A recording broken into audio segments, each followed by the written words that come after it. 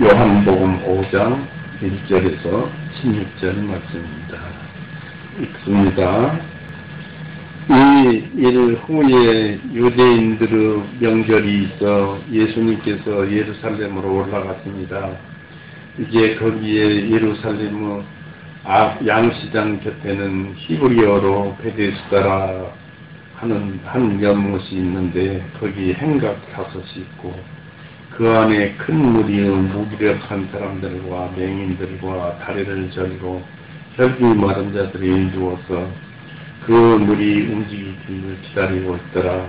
이는 가끔 천사가 그 연못으로 내려와 물을 움직이게 하는데 그 물이 움직인 후에 먼저 들어간 자는 어떤 병에 걸렸든지 온전하게 되기 때문이다. 거기에 38년 동안 병을 앓던 한 사람이 있더라. 예수님께서 그 사람이 누워있는 것을 보시더니 그가 오랫동안 병든 줄을 아시고 그에게 말씀하시기를 내가 온전하고자 하느냐 하시니 그 허약한 사람이 주님께 대답하기를 주님, 물이 움직일 때 나를 이 연못에 넣어줄 사람이 없어 내가 들어가는 도중에 다른 사람이 나보다 먼저 내려가나이까 하며 예수님께서 그에게 말씀하시기를 일어나 내 침상을 들고 걸어가라 하시니 즉시 그 사람이 온전하게 되어 자기 침상을 들고 걸어가니라. 그날은 마침 안식일이었더라. 그러므로 그 유대인들의 병고침을 받은 그에게 말하기를 안식일인데 네가 네 침상을 들고 걸어가는 것은 율법에 옳지 아니하도다 하니 그가 그들에게 대답하기를 나를 온전하게 해주신 그분께서 내게 말씀하시기를 내 침상을 들고 걸어가라 하였나이다 하니라. 그때 그들이 그에게 묻기를 내 침상을 들고 걸어가라고 한 그 사람이 누구냐 하니 병고침을 받은 그 사람은 주님께서 누구신지 알지 못하였으니 이는 예수님께서 그곳에 사람이 많음으로 자리를 떠나셨기 때문이다.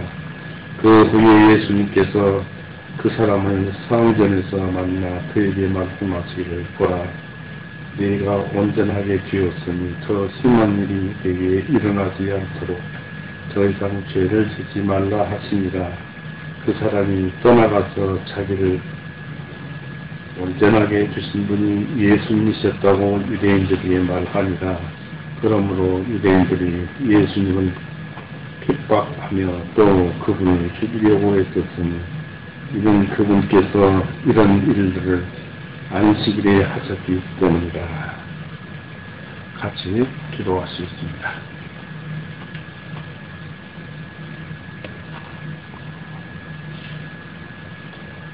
사랑이 많으신 하나님 아버지, 참으로 세상이 혼란스럽고 여러 가지로 우리 주변에 이런저런 고난과 환난이 닥쳐오지만 그러나 하나님이 계시면 그 모든 것들이 아무것도 아닌 줄 압니다. 오직 하나님이 계신 곳이 천국이라 하였습니다.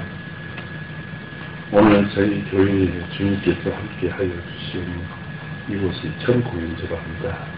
주님께서 우리를 굽어 살펴보시고 우리의 신념에 알맞은 것을 마음속에 새겨넣어 주시옵고 우리는 주님으로 하여금 감사하며 영광을 돌릴 수 있도록 은혜를 베풀어 주시옵소서. 또 구하옵기는 요즘 추운 날씨 또 이런 어려운 시기 우리 교회 형제 자매들 또 그 모든 가족들 보호하고 지켜 주시옵고 그 마음속에 평안을 얻고 주님을 섬기는 데 더욱 한 걸음씩 더 나아가게 해 주시옵소서. 우리는 그저 주님께만 매달릴 뿐입니다. 주님 어렵고 힘든 모든 그런 사람들을 도와주시옵소서. 우리는 아직도 이 땅에 살고 있고 육신을 입고 있어서 너무나 부족하고 미미하며 오직 주님께 구할 것밖에 없습니다. 우리 모든 것을 나시는 주님께서 우리를 구워 살펴주시옵소서.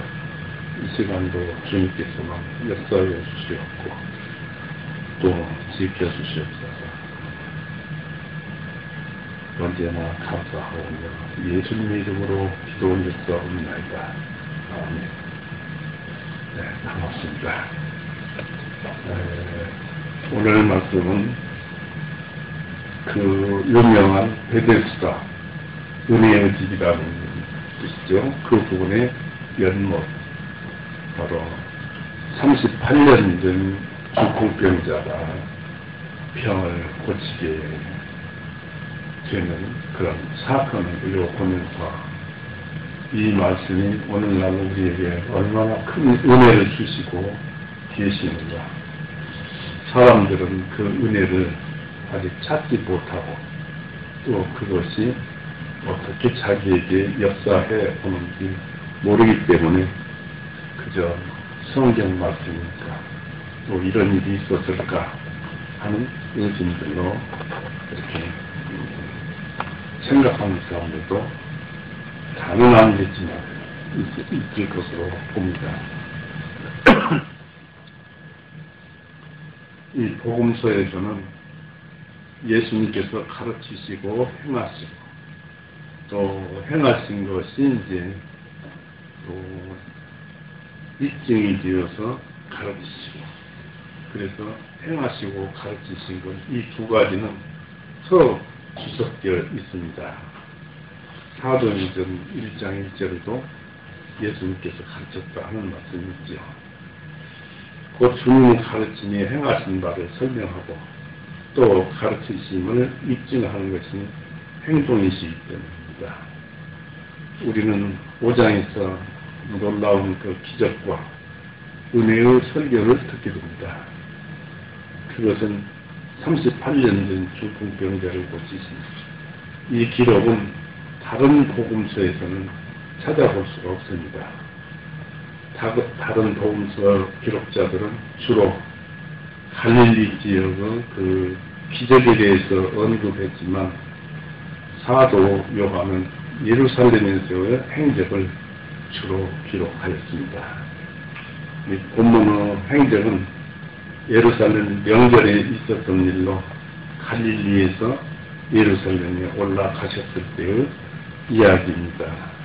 그렇죠? 1절에 2일 후에 유대인들은 명절이 있어 예수님께서 예루살렘으로 올라가십니다 했습니다. 이 예수님께서도 율법 아래서 나섰기 때문에 종교 모임을 위해서 참석하셨던 것입니다. 그리고 예수님께서 중풍병자를 고치신 곳은 기록에도 나와 있지만 베데스다 연못 근처입니다. 2절에서 4절 보십시오. 이제 거기에 예루살렘의 양시장 곁에는 히브리어로 베데스다라 하는 한 연못이 있는데 거기에 행각 5이 있고 그 안에 큰 무리의 무기력한 사람들과 맹인들과 다리를 절고 혈기 마른 자들이 누워서 그 물이 움직이기를 기다리고 있더라.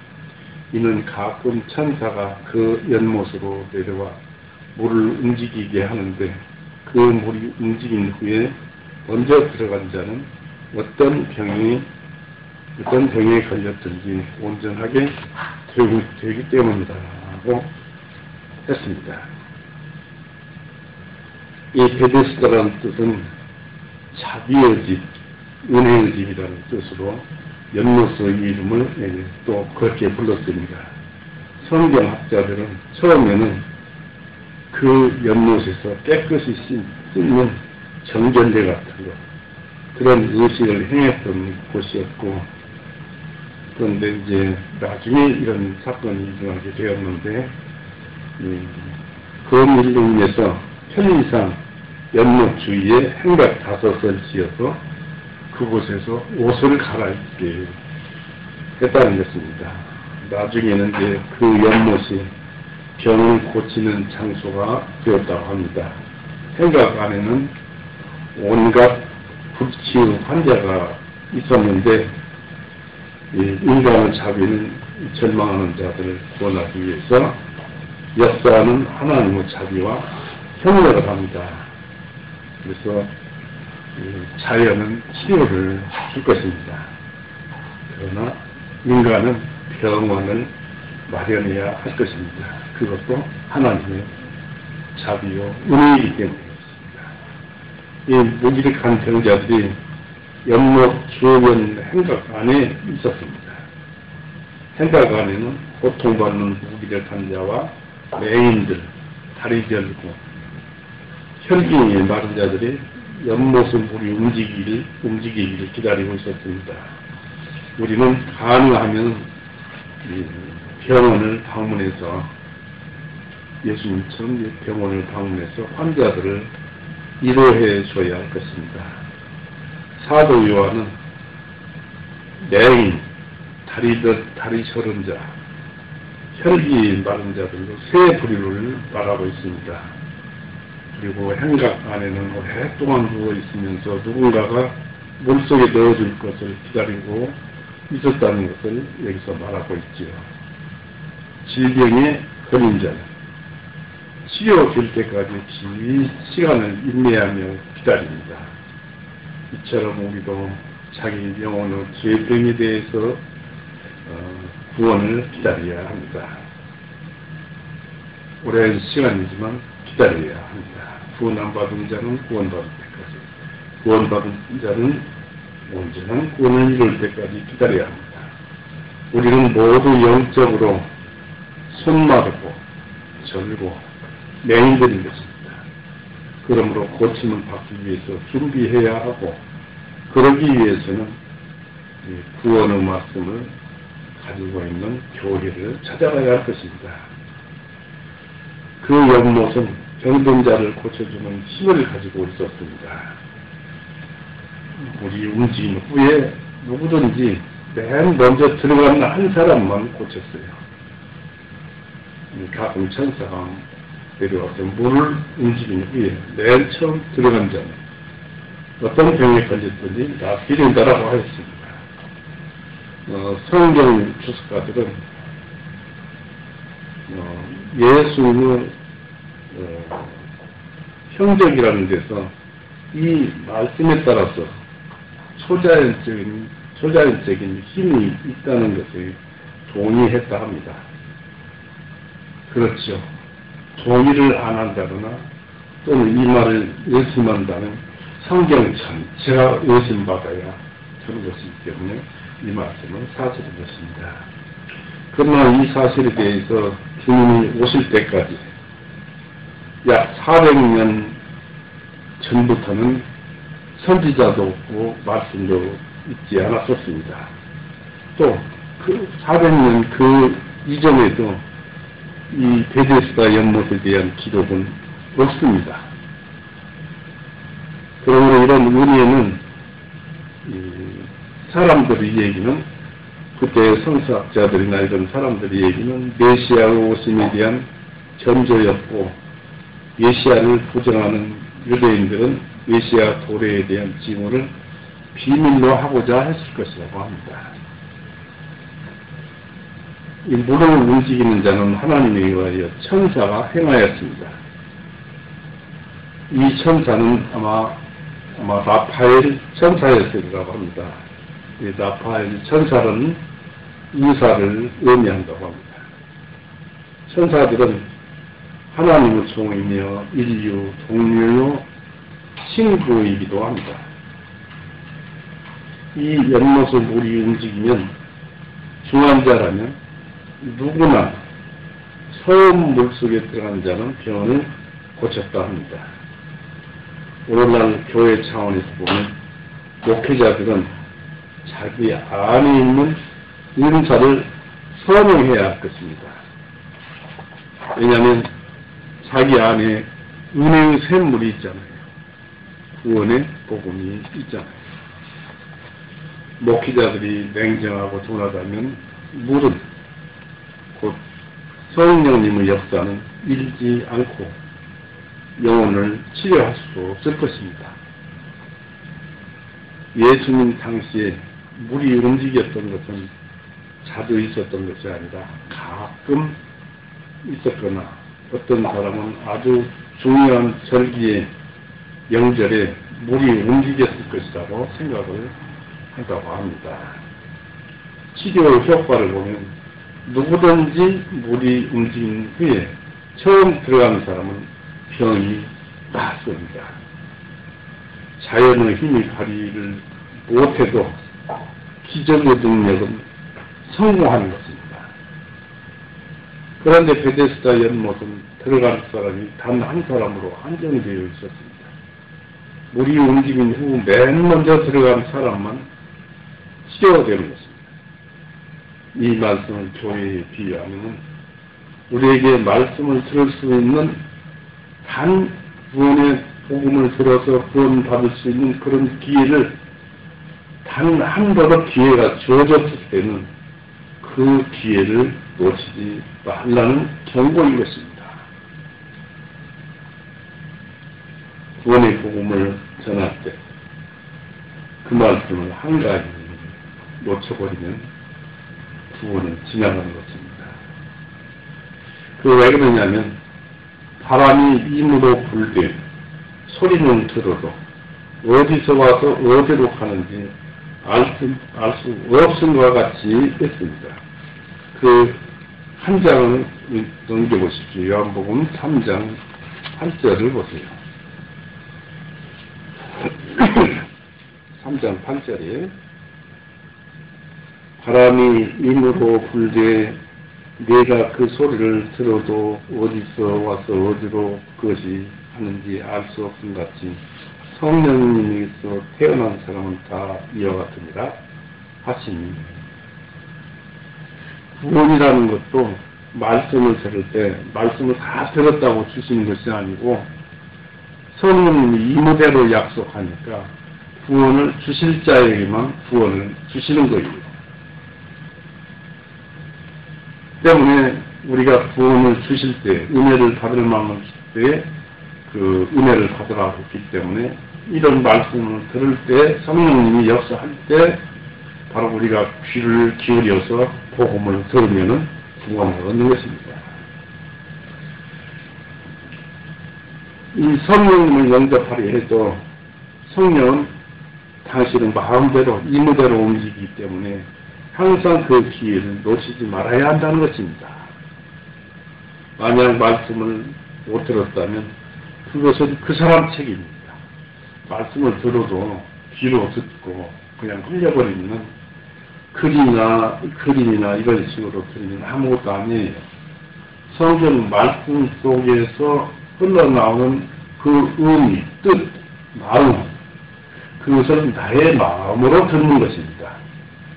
그리고 성경에서 뜻이 알려지고 의미가 들려올 때는 그 말씀은 하나님께서 입을 통해서 말씀으로, 뜻으로 우리에게 말씀하시는 것입니다. 그런데 그 말씀을 안 들으면 소용없죠. 구원을 못 받죠.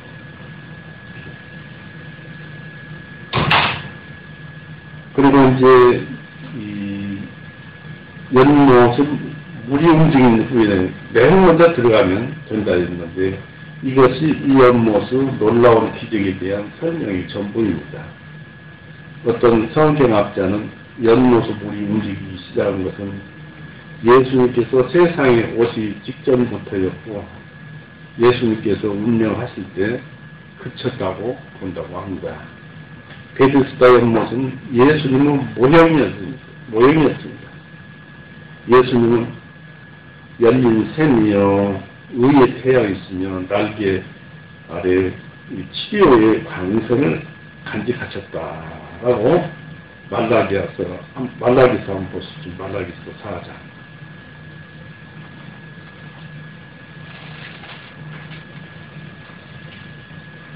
말라기서 4장 2절 보십시오.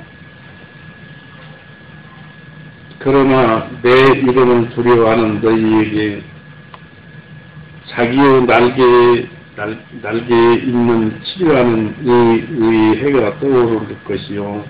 그리하면 너희는 나가서 외양과 송아지 같이 자랄 것이요 너희가 사악한 자들을 짓밟으리니 이는 내가 이 일을 행하는 그날에 그들이 너희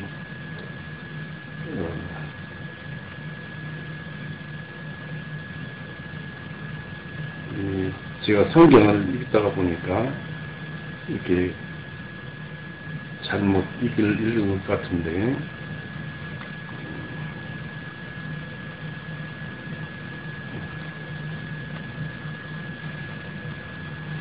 성경을 제가 잘못 기억하고 있었던 것 같습니다.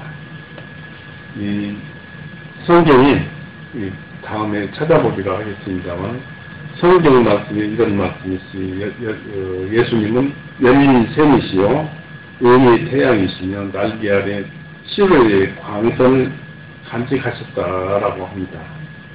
그러니까 예수님에게는 치료하지 못하는 것이 없고 또 의를 못 줄 그 능력이 의의 능력이 많으면서 모든 사람에게 주신 능력을 가지고 계신 분이 예수님입니다.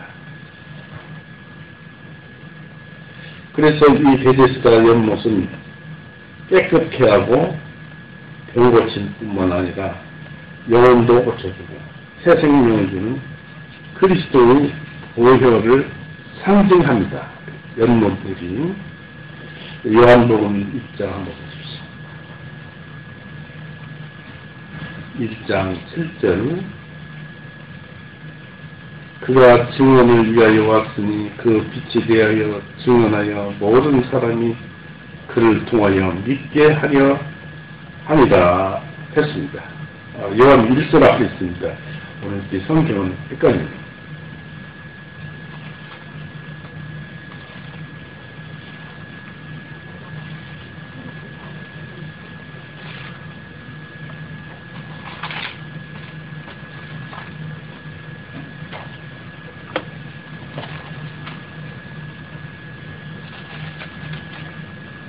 요한일서 1장 7절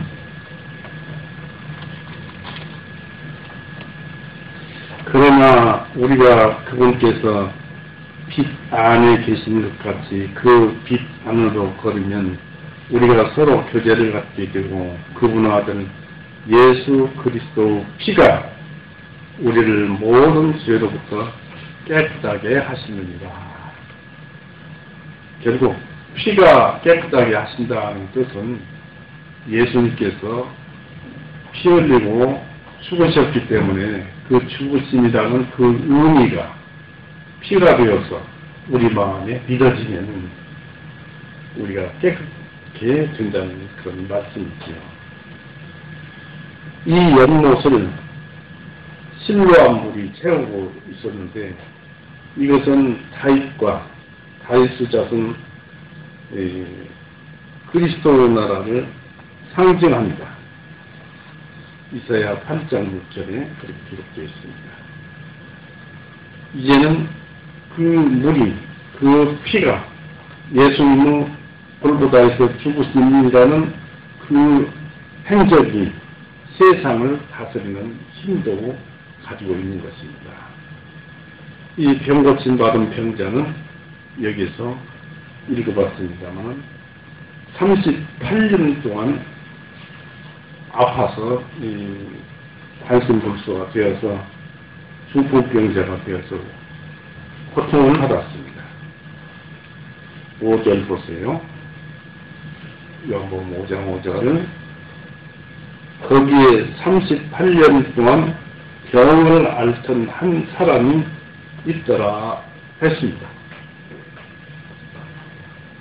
그의 질병은 고통스러운 중풍병자였습니다. 한쪽을 못 쓰는 또 전혀 걸을 수 없는 그런 증세를 가지고 있었습니다. 영혼을 담아야 할 도구가 병을 담는 도구가 되어버렸습니다. 이렇게 질병의 포로가 된 자들을 우리는 당연히 동정을 해야 할 것입니다.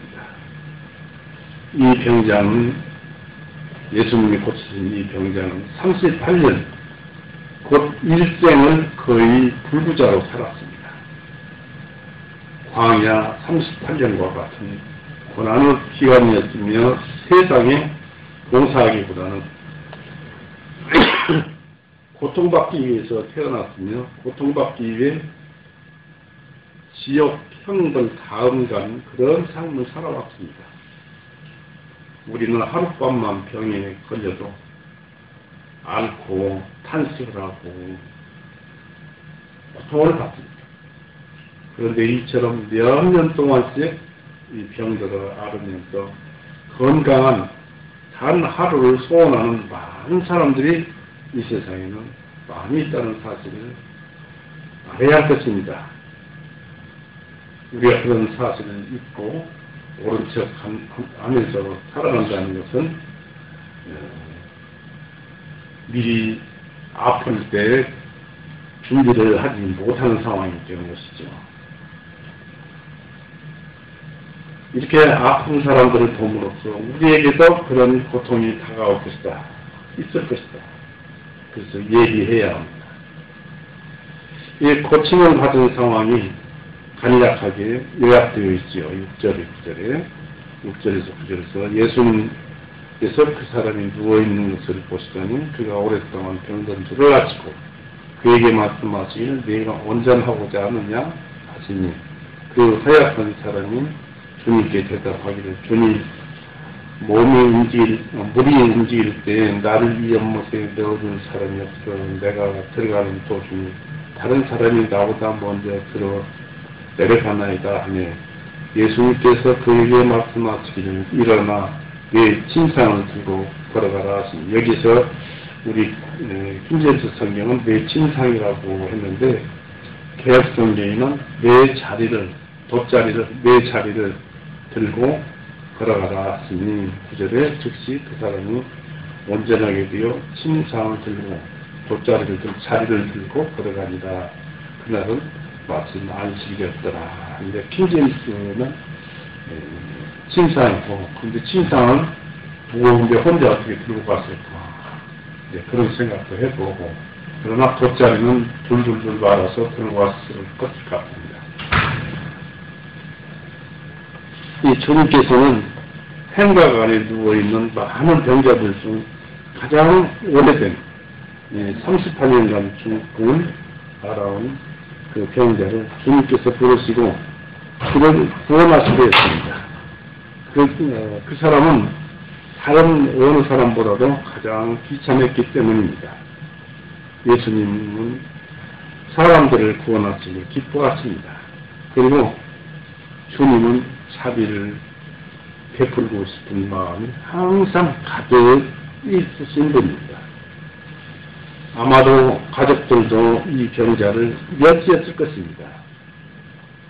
병 중에 효자 없다고 38년간을 병을 앓은 이 사람을 어떤 가족들이 친절히 대했겠습니까? 이렇게 멸시를 받은 그 환자를 주님께서 선택을 하고 그를 고쳐주신 것입니다. 왜냐하면 그 사람은 어떤 의지할 것이 없었기 때문입니다. 또 주님께서는 그 병자가 오랫동안 행각이 있었다는 것을 고려하셨습니다. 우리들 중 오랫동안 이 환란 속에 있었던 자는 이 기록을 읽는다면, 성경을 읽는다면 위로를 받을 것입니다. 하나님께서 건강을 주셨기 때문에 위로를 받을 것입니다. 즉 하나님께서는 우리를 오랫동안 지켜보셨으며 우리의 체질과 우리의 체질과 처지를 아시기 때문입니다. 우리에게 평안을 주시고 또 다 봅니다마는 38년 된 병자도 다 보았지요. 그런데 이 하나님께서 도와주시는 것은 그 사람의 이 처지, 그 사람의 체질, 이런 것들을 아시기 때문에 도와주십니다. 그리고 우리도 건강하게 사는 것은 우리의 체질과 처지를 분명히 하나님께서 아시기 때문에 거기에 알맞게 도와주시고 계시는 것입니다. 그런데 사람들은 항상 은혜를 받으면서도 하나님의 은혜를 잊고 삽니다. 그래서 뭐라고 할까요? 그런 사람은 뭐라고 합니까? 시편 103편 보십시오.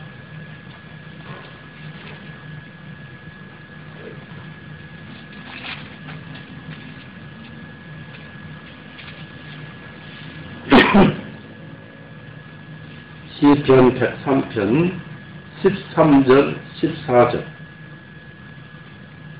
아버지가 자기 자식을 불쌍히 여긴 것 같이 주님께서도 자기를 두려워하는 자들을 불쌍히 여기시나니 이는 그분께서 우리의 체질을 아시며 그분께서 우리가 먼지인 것을 기억하시기 때문이라. 이렇게 우리를 불쌍히 여기시고, 왜 불쌍히 여기십니까? 사단으로 인해서 죄가 세상에 들어와서 온통 죄의 천지가 되어서 하나님께서 사랑하시고자 하는 인간이 고통을 받고 있기 때문에 그 사랑의 그 체질은 어쩔 수 없이 그런 것이구나. 죄를 지을 수밖에 없구나. 또 그들은 죽어서 먼지로 돌아갑니다. 이런 것을 아시고 불쌍히 여기신다는 것입니다. 그래서 건강한 사람들은 그러한 하나님의 마음과 능력과 이 권능으로 인해서 잘 살고 있고, 고난받는 사람들도 그 하나님의 권세 중에 그가 그런 고난을 받는 것입니다. 그래서 하나님께 이 사람을 구해야 했어요. 왜냐하면 중풍병자 건진 사람을 예수님께서 그 체질과 처지를 보시고 나타나셔서 그에게 가셔서 그 중풍병자를 고쳐주었지 않습니까? 우리가 여기서 알 수 있는 것은 무엇이든지 우리에게 하나님께 무엇이든지 도움을 받으려면 우리의 전부를 다 비워버려야 합니다. 우리의 생각, 마음 전부 비우고 오직 하나님만 찾아야 돼요. 그럴 때에 하나님께서 우리에게 역사를 해주십니다. 우리가 구하는 것 그대로 안 줘요. 우리가 그 구하는 것 그 이상 10배, 20배 더 좋은 것으로 주십니다. 이 예수님께서는 그 병자에게 물으셨습니다. 내가 온전하고자 하느냐? 오랫동안 고통받아온 사람에게 내가 병을 낫고자 하느냐라고 묻는 것은 이상하게 또는 오해할 수도 있게 들릴 것입니다.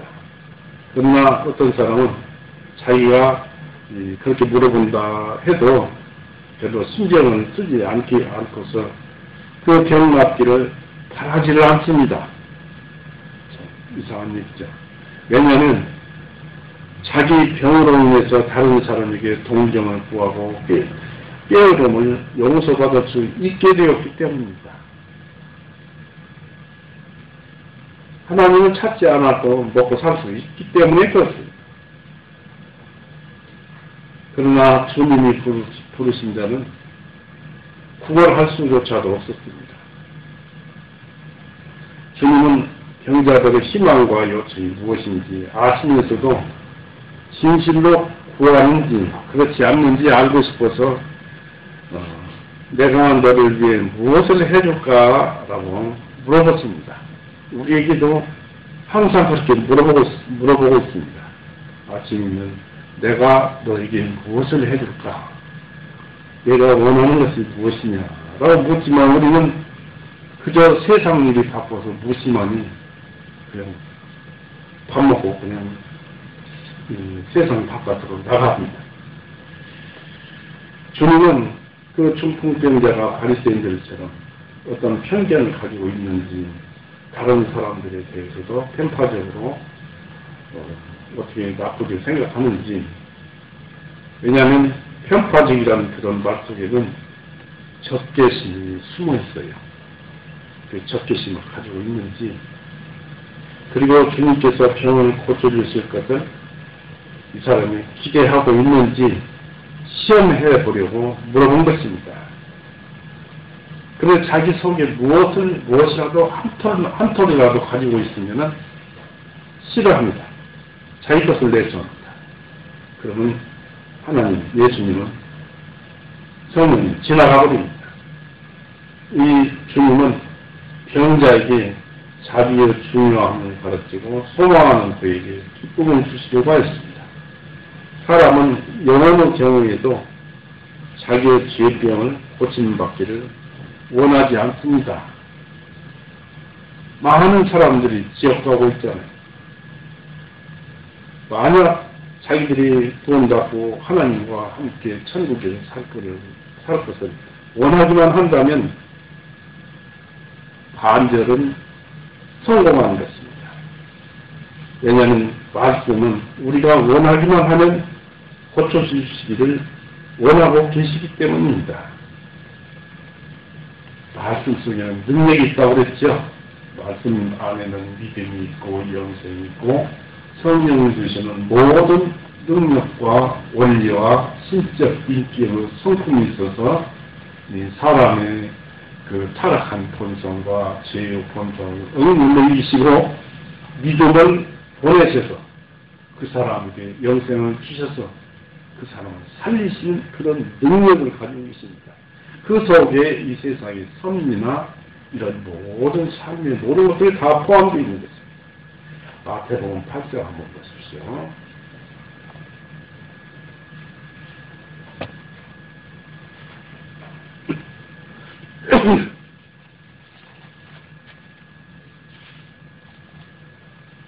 마태복음 8장 2절 3절 보십시오.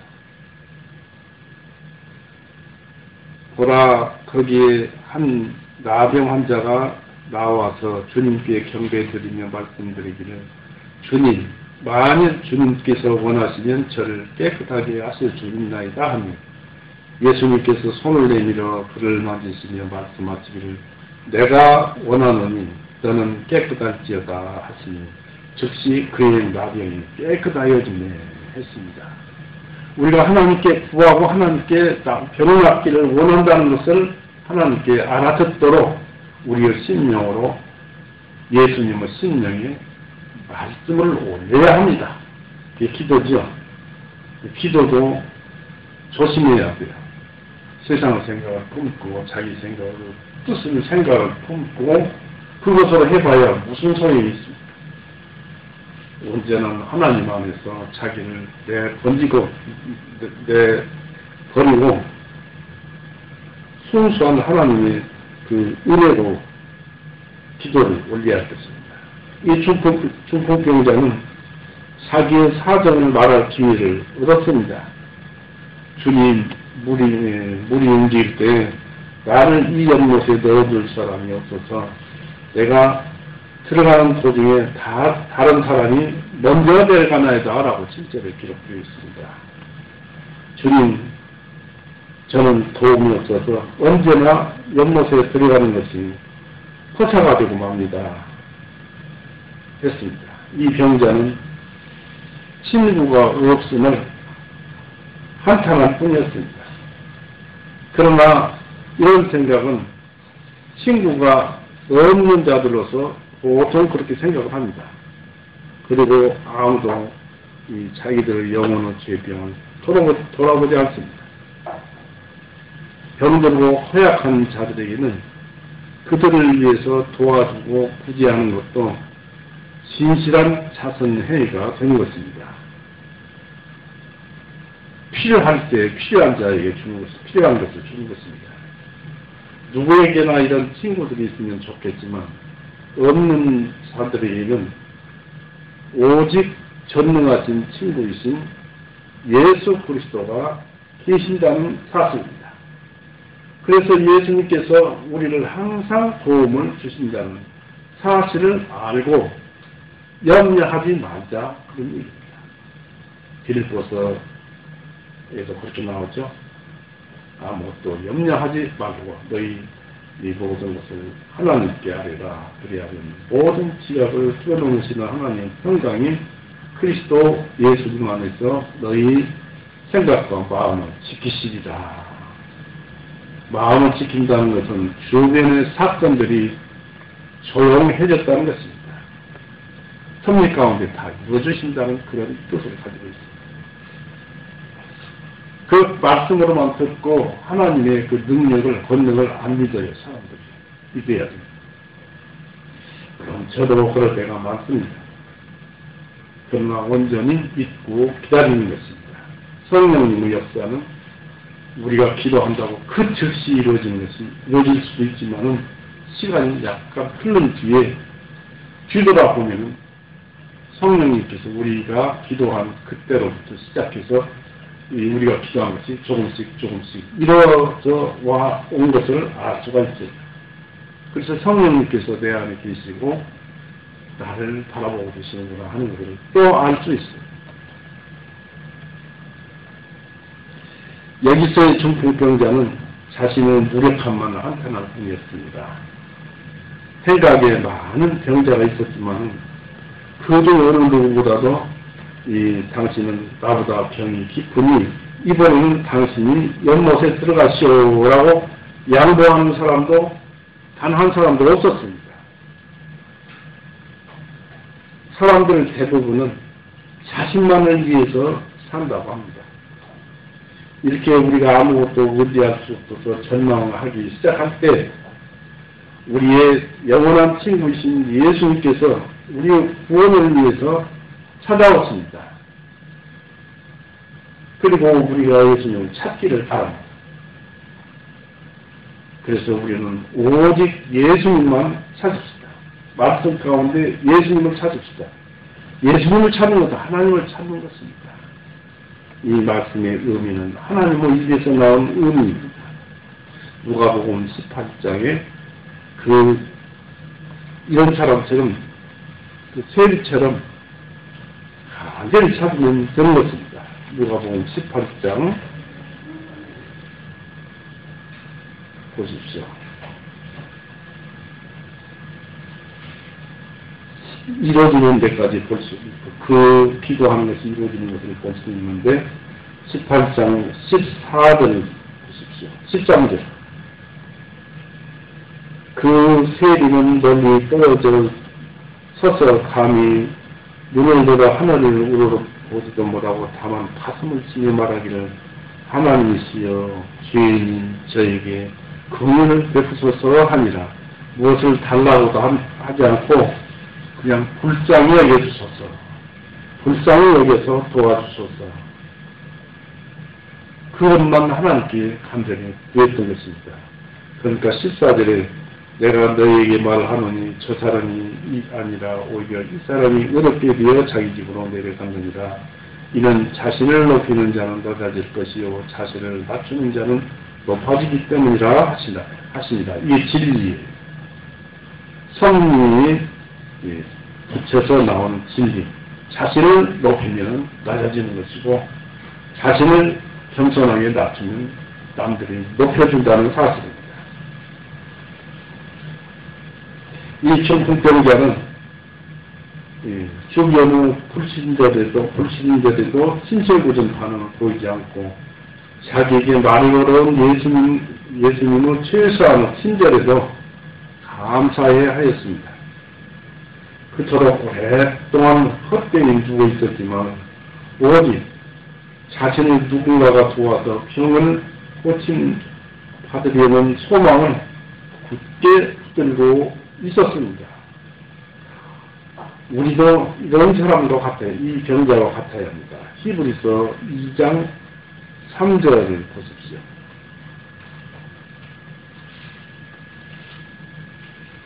히브리서 2장 3절은 만일 우리가 이같이 큰 구원을 소홀히 여기면 어찌 피할 수 있으리요. 중풍병자가 자기의 병난 그 큰 일을 구하지 않고 가만히 있으면 어찌 피할 수 있으리요. 이 구원은 처음에 주님께서 말씀하시기 시작하셨고 그분의 말씀을 들은 자들에 의해서 우리에게 확증된 바요 했습니다. 바로 예수님이 그에게 고쳐주신 것입니다. 고쳐줍니다. 주님께서 말씀하시기 시작하셨고 그분은 말씀을 들은 자들에 의해서 우리에게 확증된 바요. 구원의 능력도 어떻게 그렇게 우리에게 믿음이 들어오는지 놀랍도록 들어옵니다. 그 믿음이, 구원의 믿음이 우리 심령에 들어오는 것은 기적 중에도 기적이. 그런데 다른 기적은 안 이루어지시겠습니다. 예수님은 병자가 요청하지도 않고 생각지도 않았지만 고쳐주셨습니다. 예수님의 말씀은 일어나 내 침상, 내 돗자리를 들고 걸어가라 하셨습니다.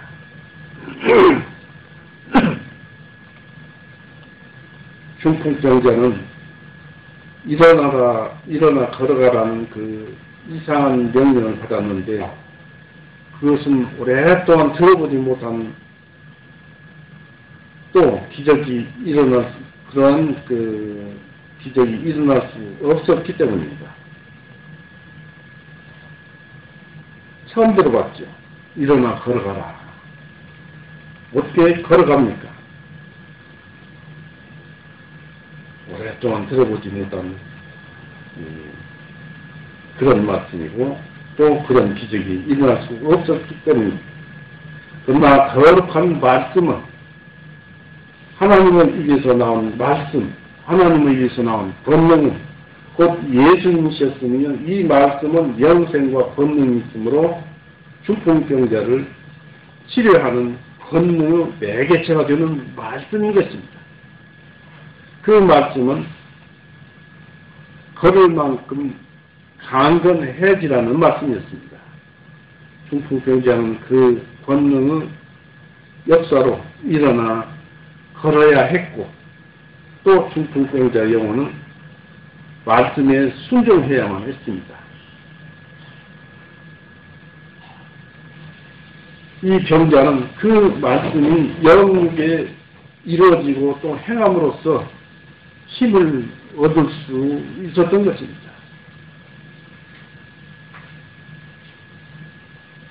이게 기적이죠.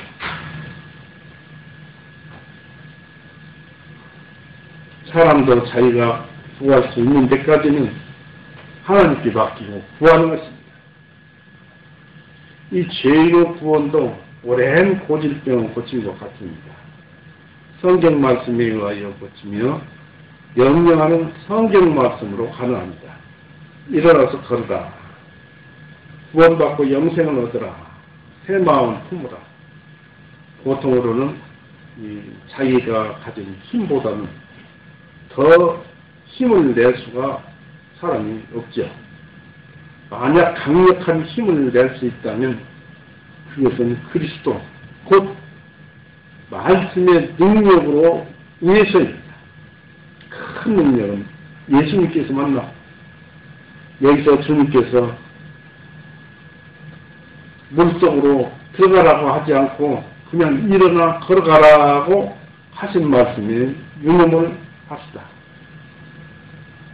예수님께서 물을 움직이시고 저 물속으로 들어가라 하지 않고 그냥 일어나서 걸어가라 하신 것입니다. 그 병자는 자리를 두고 가라는 명령을 받았는데 그것은 완전한 고침을 알려주기 위함입니다. 점차적이 아닌 갑자기 강한 힘으로 걸어가라는 것입니다. 성령님의 역사는 그렇습니다. 갑작스레 어떤 능력이 우리에게 오는 것입니다.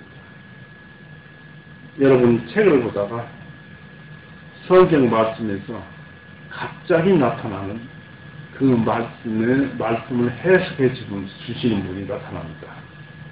그분은 성령님이요, 예수 그리스도 영이요, 하나님의 음성입니다. 강한 힘으로 걸어가라는 것입니다. 그것은 대중에게 알리는 말씀이었습니다. 그날은 명절이요 안식일이므로 누구나 힘을 들고 걸어가면 남의 눈에 띄었을 것이기 때문입니다. 이렇게 유대 장로들의 전통에 반대되는 명령을 하셨습니다. 유대인들은 안식일 날에는 무조건 쉬어야 해요. 그런데 걸어야 할 필요성도 있거든요. 그러니까 그 걸어야 할 수 있는 거리를 예루살렘 그 성전에서 그 맞은편, 그 감람산까지요, 거리 정도는 걸어도 되게 그 유대 장로들이 정한 것입니다. 그것이 대략 1.5km나 뭐 그런 정도 됩니다. 그렇듯이 사람들이 정한 거예요, 이런 것들은.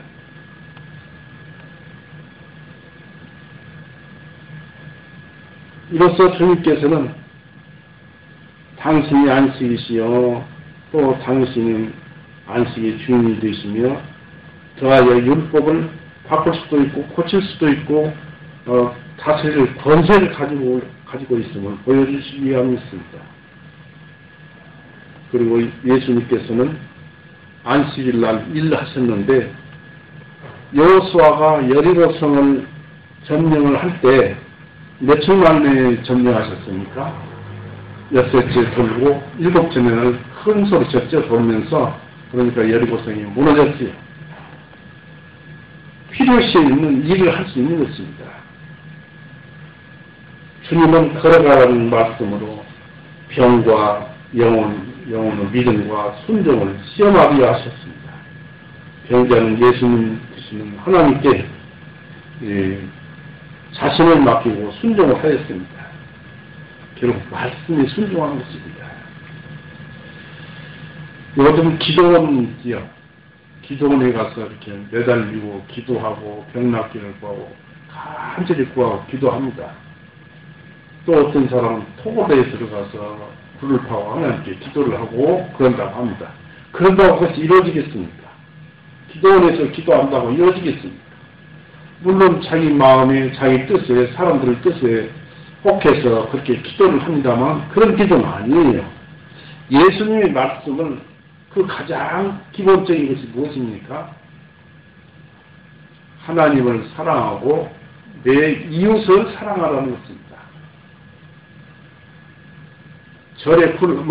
절처럼 외딴 곳에 사는 것도 아니고 풀속에 들어가서 사는 것도 아니고 기도원에 들어가는 것도 아니고 자기의 처지에서 하나님을 사랑하고 이웃을 사랑하는 그런 과정의 삶 속에서 하나님께 기도를 드리라는 것입니다. 이것이 온전히 하나님 말씀에 순종하는 것입니다. 예수님의 말씀으로 고침을 받은 사람들은 어떤 대가를 요구하든지 성경 말씀에 순종할 것입니다.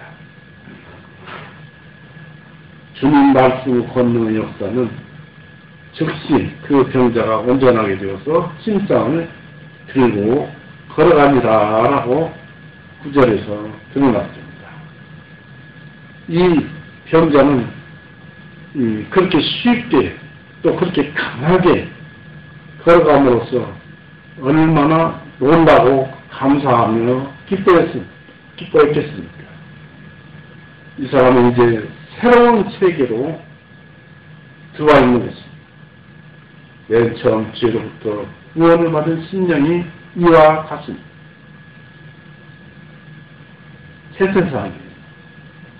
이 죄악된 세상이 아니라 우리의 거듭난 영혼은 의의 세상, 새로운 세상, 예수님 안에 들어와 있는 것입니다. 병고침을 받고 안식일에 자리를 들고 걸어가는 것을 본 유대인들과 고침받은 병자와 언쟁이 있었습니다. 신상을 들고 가는 것이 율법에 옳지 않다는 것입니다. 10절을 보십시오. 요한복음 5장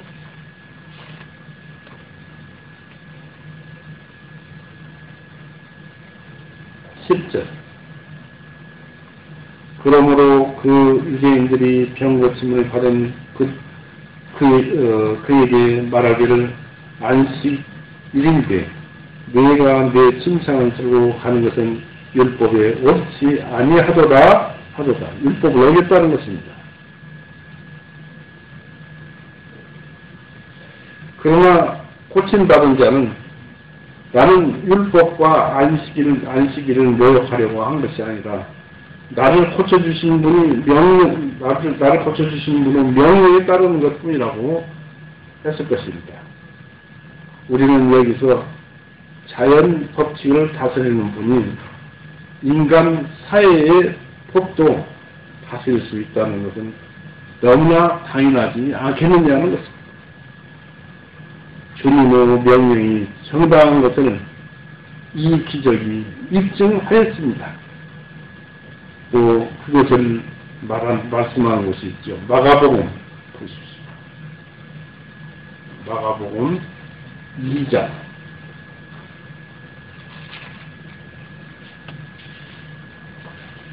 마가복음 2장 27절 28절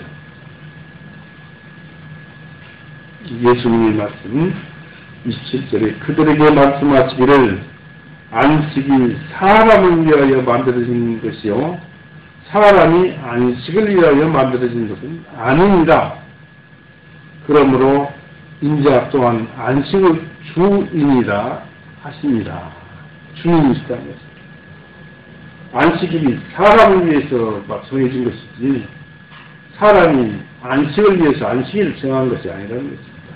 이 사람 병 낫는 것은 예수님께서 병 낫게 해서 병 낫게 해주는 것은 그 사람을 위해서 안식일이 필요한 것입니다. 이 유대인들은 병을 고쳐주신 분이 누구이신지를 물었습니다. 12절.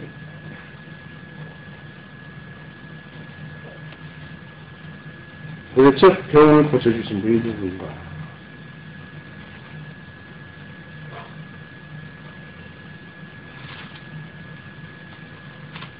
12절에 보니까 그때 그들이 그에게 묻기를 내 침상을 들고 걸어가라고 하는 그 사람이 누구냐 하나 병고침을 받은 그 사람은 주님께서 누구신지 알지 못하였으니 이는 예수님께서 그 후에 사람이 많음 그곳에 사람이 많음으로 자리를 떠났었기 때문이라고 했습니다.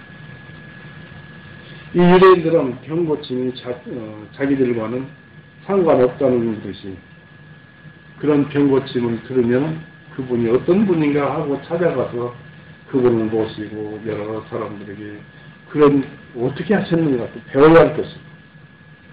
그럼에도 불구하고 상관없다는 것이 예수님에게 오히려 율법을 어긴 사람이라고 정죄하려고 했습니다. 하나님의 능력을 보고서도 이상한 생각을 가진다는 것은 우리가 보기에도 참 이상한 일입니다. 예수님께서 유대인들에게 확실한 증거를 주셨음에도 예수님을 하나님의 아들이 아니라 하나의 단순한 인간으로 취급했습니다. 그리고 병자에게 자리를 들고 걸어가라고 했다 해서 율법을 어긴 사람으로 세포하고자 했습니다. 그래서 그런 명령을 한 사람이 누구냐라고 했던 것이죠. 12절.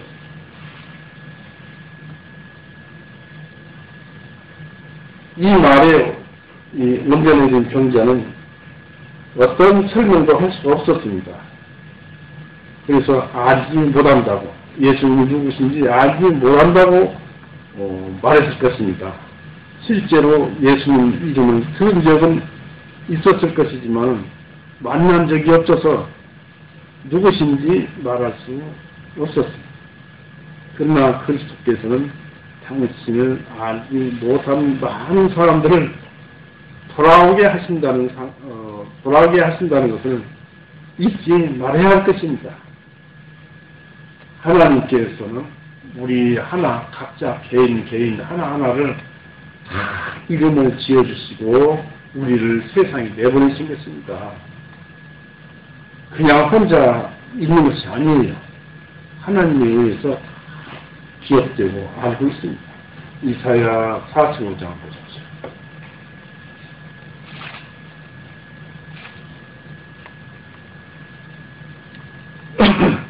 이사야 45장 4절 5절 이는 내 종 야곱과 나의 택한 이스라엘을 위하여 내가 너를 지명하여 불렀나니 우리를 가리키는 것입니다. 내가 너를 지명하여 불렀나니 너는 나를 알지 못하였을지라도 내가 내게 이름을 주었도다. 각 사람에게 이름을 주신 분은 하나님이세요. 5절에 나는 주라 다른 이가 없나니 나 외에 다른 하나님이 없느니라. 내가 나를 알지 못하였을지라도 나는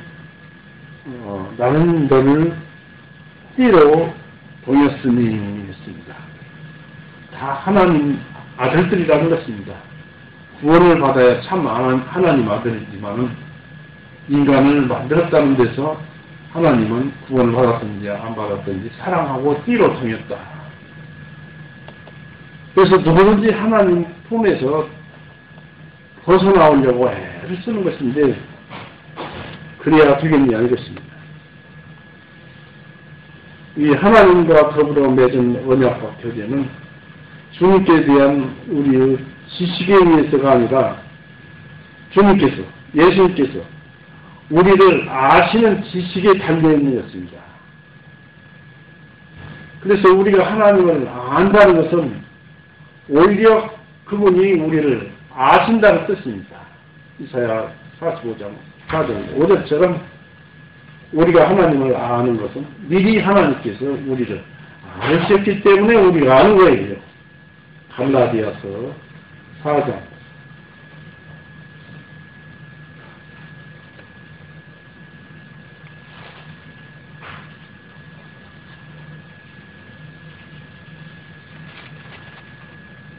갈라디아서 4장 9절 보세요. 9절에 갈라디아서 4장 9절 이제는 너희가 하나님을 알았고 오히려 하나님께서도 너희를 아시거늘 어찌하여 너희는 약하고 천한 초보리로 다시 돌아가 거기서 다시 종록하기를 원하느냐. 너희가 하나님을 알았고 오히려 하나님께서도 너희를 아시거늘 서로가 안다는 것입니다. 그런데 하나님께서 먼저 아신다 이것입니다. 먼저 요한일서 4장 19절 보십시오.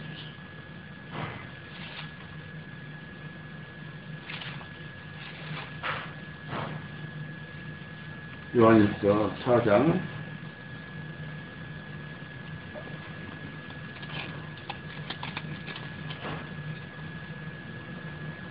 19절에 우리가 그분을 사랑하면 그분께서 먼저 우리를 사랑하셨습니다. 했습니다. 그분이 우리를 사랑하셨기 때문에 하나님께서 우리를 사랑하셨기 때문에 그 사랑을 받은 우리가 사랑하는 것 아니겠습니까? 하나님께서 우리를 먼저 아셨잖아요. 창조하셨으니까. 지었으니까. 먼저 하나님께서 알아서 그 다음에 우리가 하나님을 아는 것입니다. 그런데 자기 근본도 모르는 사람들이 세상에 얼마나 많습니까? 주님께서는 고침받은 자에게 당신을 알지 않으셨습니다. 당신을 드러내지 않기 위해서 군중 속으로 피하셨는데 그 이유는 요란한 박수갓세와 안식일을 범했다는 비난으로 유대인들의 그 회개를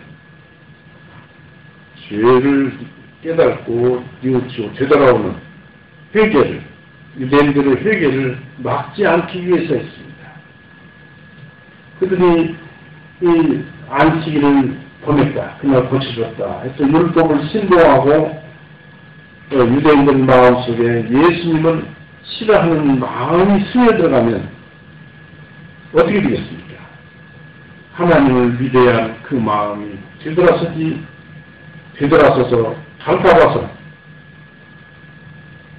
하나님을 믿게 하기 위해서 조용히 그것을 자리를 피했던 것입니다. 사역자는 때로는 누구나 일을 말씀을 전할 수가 있죠. 사역자는 때로는 좋은 평도, 나쁜 평도 다 만날 것을 각오해야 한다는 것을 여기서 알려주고 있습니다. 이 고침을 받은 자가 두 번째 예수님을 만났습니다. 14절에서요. 성전에서 만났어요.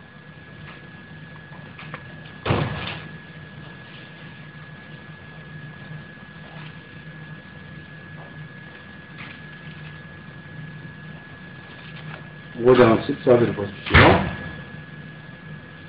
그 후에 예수님께서 그 사람을 성전에서 만나 그에게 말씀하시기를 보라, 내가 온전하게 되었으니 더 심한 일이 일어나지 않도록 더 이상 죄를 짓지 말라 하시니라 하십니다. 14절.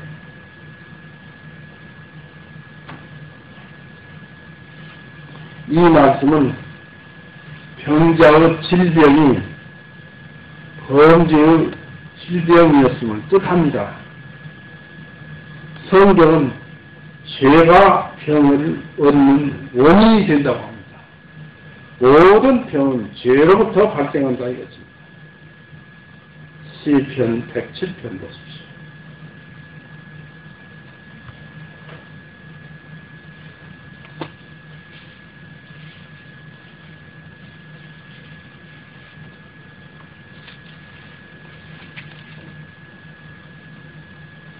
시편 107편 17절에서 17절 어리석은 자들은 그들의 허물과 그들의 죄악들로 인하여 고통을 받으며 그들의 혼은 각종 먹을 것을 싫어하고 그들은 죽음의 문들에 가까이 나아가는도다.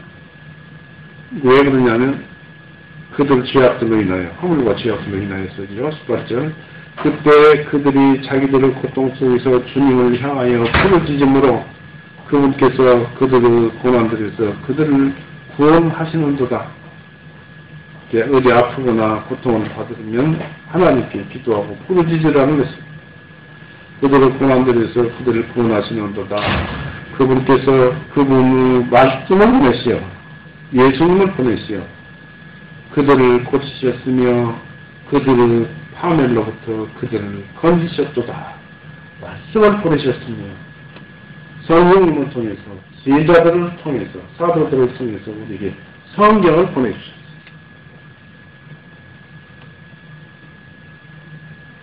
놀랍게도 우리는 여기서 베데스다 연못 행각의 병자들에게도 죄를 회개하고 예수님을 믿으면 하나님의 은혜라면 병이 나을 것이다라는 그런 암시를 받고 있습니다. 오늘날 우리들에게도 똑같이 적용된다는 것을 말씀하고 있습니다. 왜냐하면 말씀은 회개라는 그림자도 없고 어제나 오늘나 동일한 것이 바로 말씀이기 때문이었습니다. 이 하나님은 항상 말씀하시되 이 성경으로 말씀하고 계시고 변함이 없습니다. 우리는 징도 때문이 아니라 영혼의 기쁨과 감사와 기도를 위해서 죄를 짓지 말아야 할 것입니다. 죄 지으면 기도가 안 나와요. 또 우리는 구원된 후에도 간간히 이 죄와 관련됩니다. 우리는 그러지 말자는 것입니다.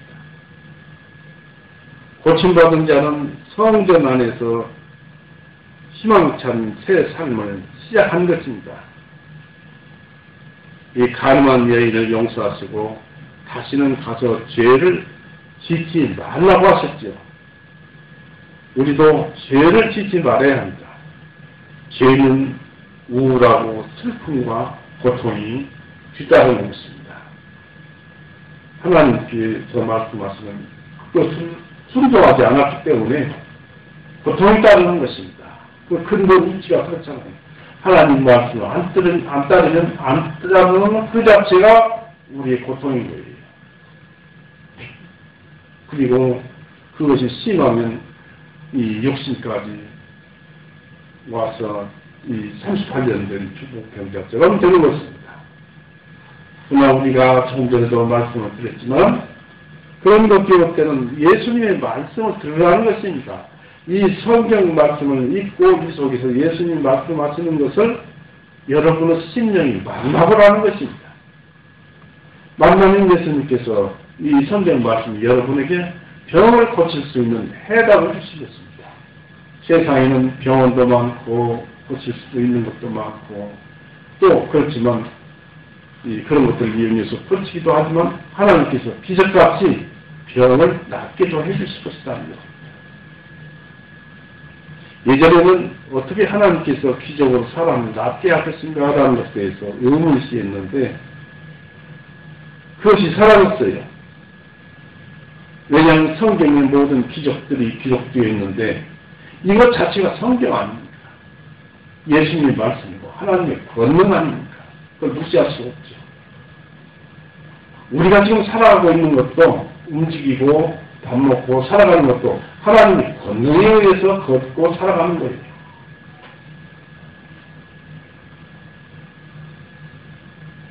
그래서 이 중풍기호자에게 말씀하신 이 말씀의 권능, 이것을 그분에게만 하는 말씀이라는 것입니다. 우리 인생들에게 다 주는 말씀입니다. 일어나서 걸어가라. 내 차례를 들고 걸어가라.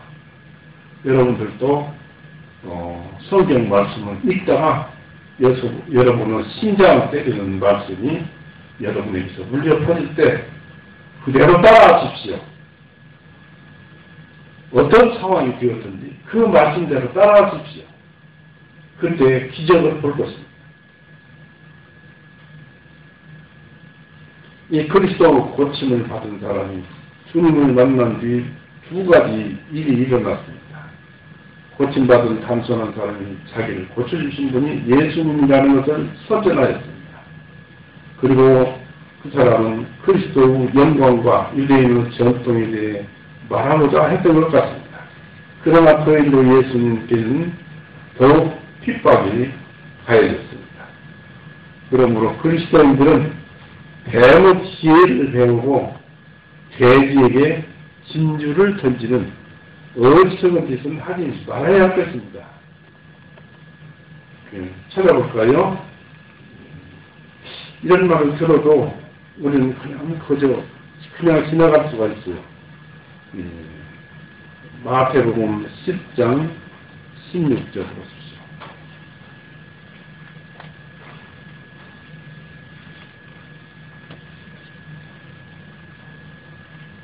처세에 있어서 그러는 것입니다. 16절에 보라 내가 너희를 보내는 것이 양들을 이리 가운데로 보내는 것과 같도다. 그러므로 너희는 뱀들같이 지혜롭고 비둘기같이 순결하라. 모든 그리스도인들에게 주시는 말씀입니다. 또 마태복음 7장 한번 보십시오.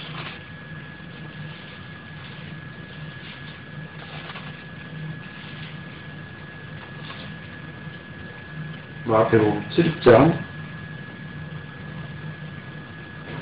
6절에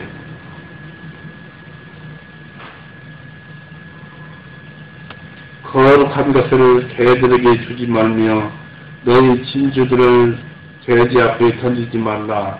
그들이 그것들을 자기 발 아래 짓밟고 다시 돌이켜 너희를 찢을까 염려함이라. 복음을 전할 자에게 전해야지 막 하나님을 욕하는 사람들도 있어요. 그런 사람들에게 복음을 전하면 오히려 달라집니다.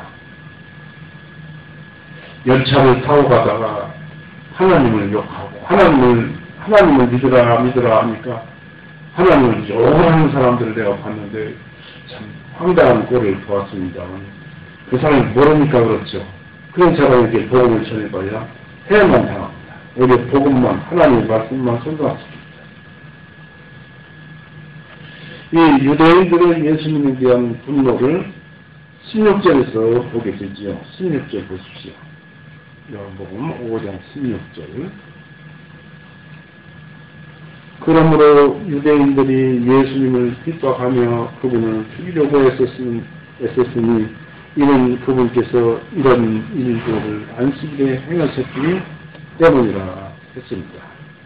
유대인들의 분노를 주님께서 단순히 이 불쌍한 병자를 고쳐 주었다는 이유 때문이었습니다. 물론 안식일을 어겼다고 합니다만은 이 예수님께서 이런 기적을 일으키는 자기들의 종교가 신용을 잃잖아요.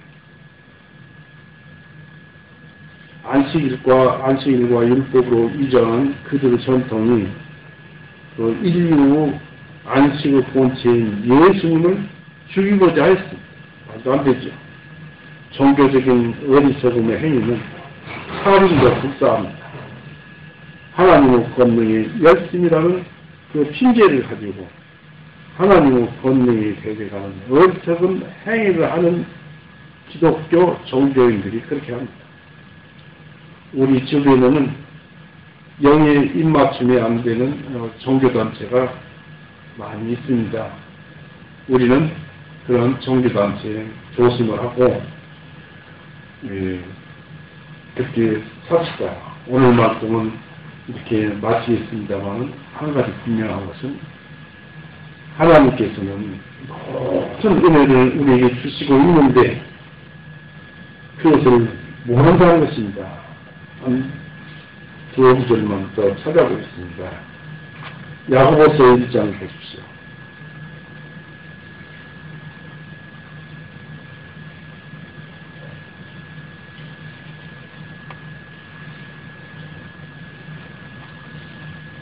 야고보서 1장 17절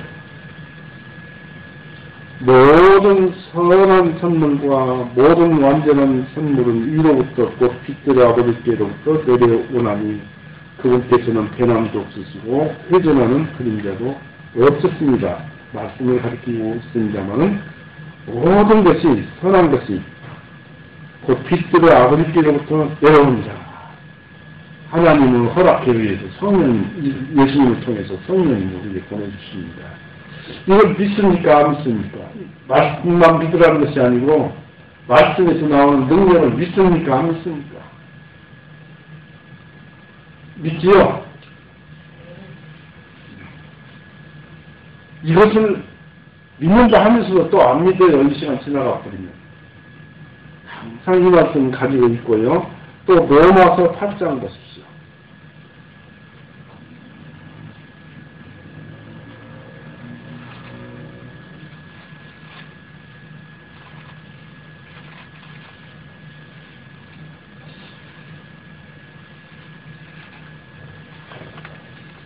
로마서 8장 31절부터 보겠습니다. 로마서 8장 31절 그런데 이 일들에 대하여 우리가 무슨 말을 하리요? 만일 하나님께서 우리를 위하시면 누가 우리를 대적할 수 있으리요? 그분 자신의 아들을 아끼지 아니하시고 우리 모두를 위하여 내어주신 분께서 어찌 그 아들과 함께 모든 것들을 우리가 구하는 모든 것들을 우리에게 값없이 주지 아니하시겠느냐? 누가 하나님께서 택하신 자들을 고소하리요? 의롭다 하시는 분은 하나님이시니 누가 정죄하리요? 죽으신 분은 그리스도시요 참으로 다시 일어나신 분도 그리스도시니 그분께서는 하나님의 오른편에 계시며 하나님 자리에 앉아 계신다는 얘기입니다. 하나님과 함께 계신다는 얘기입니다. 하나님의 말씀이 되어서 계신다는 얘기입니다. 오른편에 계시며 또한 우리를 위하여 중도하시는 분이다. 누가 우리를 그리스도 사랑에서 떼어놓으리요? 환난이나 곤경이나 박해나 기근이나 헐벗음이나 위험이나 하겠느냐? 이런 모든 것이 우리를 예수님에게서 떼어나게 있느냐? 이런 것들은 아무것도 아니라는 것입니다. 우리가 이런 강한 믿음을 가지고 또 강한 하나님의 은혜를 우리가 지금 받고 있고 또 주시겠다는 아주 넉넉한 마음, 그런 마음을 가집시다. 누가 선물을 주었는데, 한 개를 아주 귀중한 보물 같은 선물을 주었는데, 내가 다음에 10개, 20개 더 갖다 줄게. 시간이 되면 갖다 줄게. 해보십시오. 너무나 할 것입니다. 하나님은 지금도 우리에게 은혜를 주시고 있고, 또 주실 것이고, 앞으로도 주실 것입니다. 믿고 살아갑시다. 오늘 이렇게 해서 마치겠습니다. 같이 기도할 수 있습니다. 사랑이 많으신 하나님 아버지, 오늘도 우리에게 그 크신 은혜 가운데서 우리로 하여금 하나님을 믿고 따르며 또 하나님께서 가장 크게 생각하시는 하나님을 사랑하고 내 이웃을 사랑하라 하신 그 말씀에 따라 순종하고 거기에서 파생되는 여러 가지 그 순종하라는 그 주님의 말씀을 믿고 따르면 우리가 구하는 것이 모두 이루어지는 것을 우리에게 알려주셨습니다. 물론 그 여러 가지 필요한 것들 구하는 것도 구하는 것이겠지만 참으로 우리가 구할 것은 우리의 심령에 주님의 형상을 새기는 것인 줄 압니다. 주님의 형상을 새기는 것인 줄 압니다. 주님께서 우리를 더욱더 주님께 가까이 닮고 가까이 하게 해 주옵소서. 오늘도 이렇게 은혜를 베풀어 주셔서 감사합니다. 또 이렇게 이 시간이 지나가면 한 주 세상 속으로 들어갑니다. 세상 속에서 언제나 죄와 싸워서 이기고 그로 인해서 죄로 인해서 우리에게 불행이 찾아주지 않게 우리를 주님 말씀으로 인도하여 주시옵소서. 언제나 감사드리고 언제나 사랑하며 우리 구세주 예수 그리스도 이름으로 아버지께 기도드렸사옵나이다. 아멘.